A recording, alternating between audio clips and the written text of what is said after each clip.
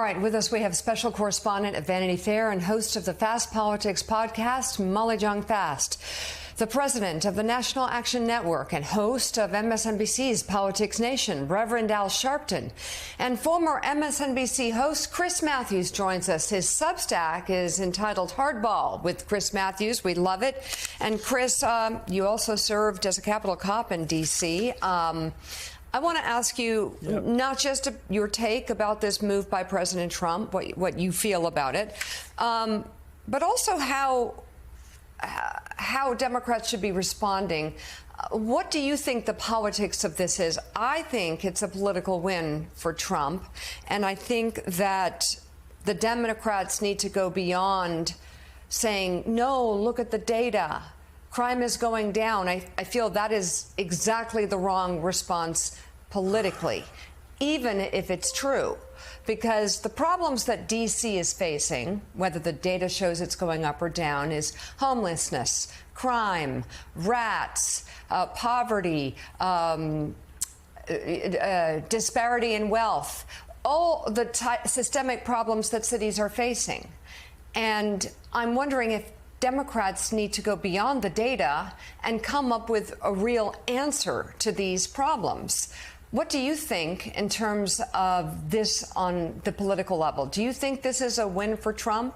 How do you think Democrats are responding? Well, there's a couple things here. I think he's showing strength, which is always a big thing with him.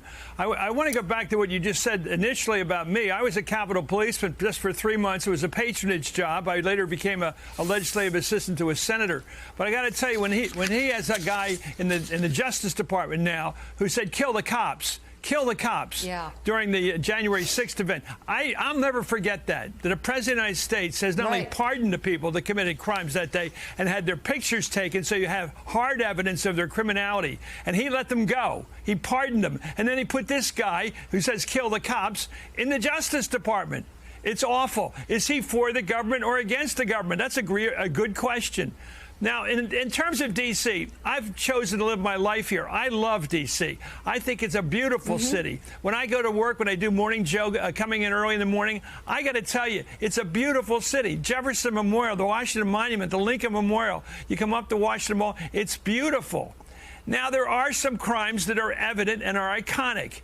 If you come into this city, you're going to see pub tents in DuPont Circle. Now, they don't commit crimes necessarily, but they're there. Signs of homelessness, which is not being treated. You see graffiti, which drives me crazy because it's right on the most beautiful places, the bridges and all, covered in graffiti, and they have to paint it over to cover it up. They don't really get rid of it. It's still there. And so I think that iconic, the look of a suburbanite, I think this is about the suburbs and the rural areas against the big cities. I think Trump knows that people are afraid to go into big cities, to go to a Phillies game. They talk about it. They don't want to go downtown. They don't trust the situation. So politically, I think this strengthens his red power in the rural parts of Pennsylvania and Scranton and Bethlehem and Allentown. Those people are going to look at this headline and say, it's about time somebody's doing something about D.C. and Philly with Krasner as our DA. You need a tougher DA. You just do. But put people in jail.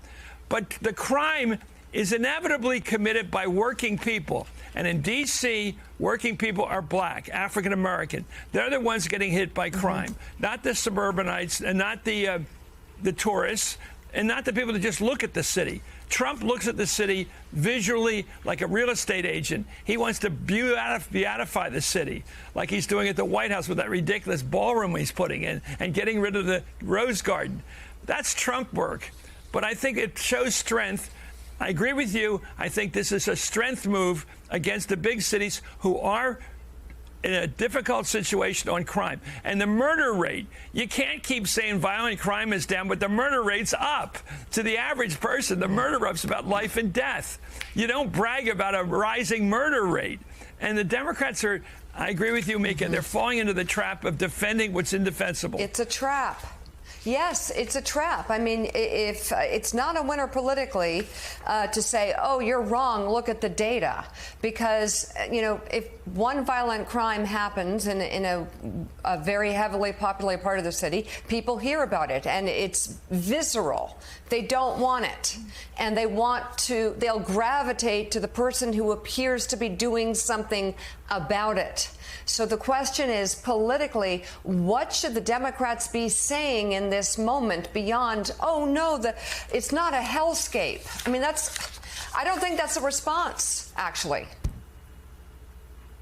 Well, I'll tell you, Bowser's a good mayor. We've had some mayors in the past that aren't so great. She's a good mayor, and she's doing as best she can. I like her response. It's moderate. It's intelligent. She knows the situation. She's a Democrat, and she has to fight for the party.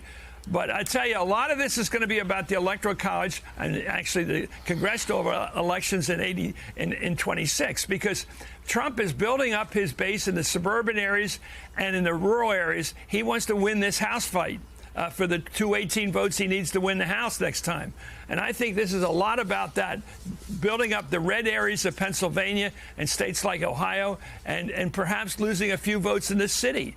But that's not hurting Trump any. He doesn't get any votes in the city. Well, Reverend Sharpton, there were it was sort of got some hype, shall we say, that President Trump last time did do better in cities. He made some inroads with black communities and the like. But this is a deeply polarizing decision. There are some, we've been talking about it all morning, some in Washington who welcome the help. Others say, no, this is a gross federal overreach, and who are legitimately worried about the symbolism of American soldiers patrolling the streets of an American city and what it could mean potentially for other cities across the country. No, I think the concern about the overreach and what it could mean are legitimate, but the question is how you deal with it. And I think that politics is about perception. So rather than look like you're on the side of the criminal, which you're not, the data is right, crime is going down in some areas. We want all of it to go down. I think Chris Matthews raises a good point. The victims of crime, mostly in Washington, are black. So we're not on the side of the criminal, but are we on the side of how you handle this? And that's why I think the Democrats ought to be saying, yeah, okay, fine, let's work together on this, Mr. President.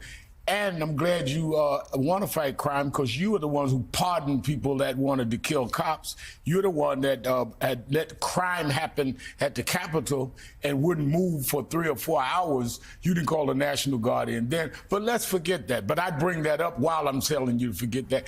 And I would also bring up, Mr. President, that we do not have federal rights here in Washington, D.C., and we could do a lot more if our senators and our Congress people in Washington, D.C. had the federal right to vote. We want to work with you to push this through, but we can't vote on the Senate floor. We can't vote on the congressional. I would do the rope-a-dope like Muhammad Ali against Foreman. I'd use his weight against himself because his record won't stand there.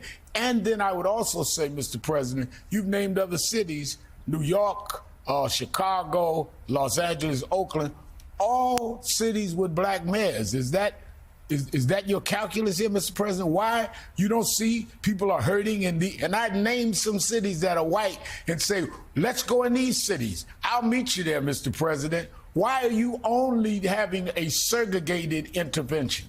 Somalia, and the Rev makes a great point, and we also shouldn't lose sight of the fact that it's the Republican-controlled Congress that cut about $1 billion in spending, which could have been used by Washington, D.C. for a whole variety of programs to improve the quality of life there, including fighting crime. Right, and homelessness. So we can agree that homelessness is a big problem.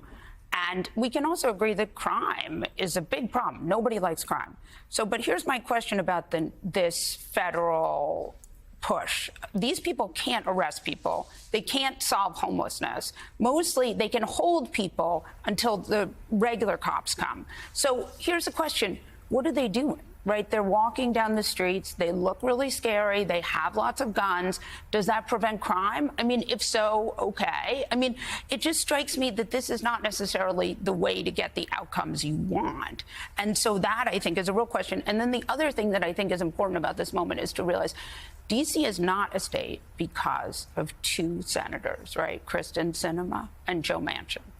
So they are in this very perilous position where they don't have the protection that other states do. I mean, I don't see any way to get around that simple fact, which means that all of these people live basically without any representation.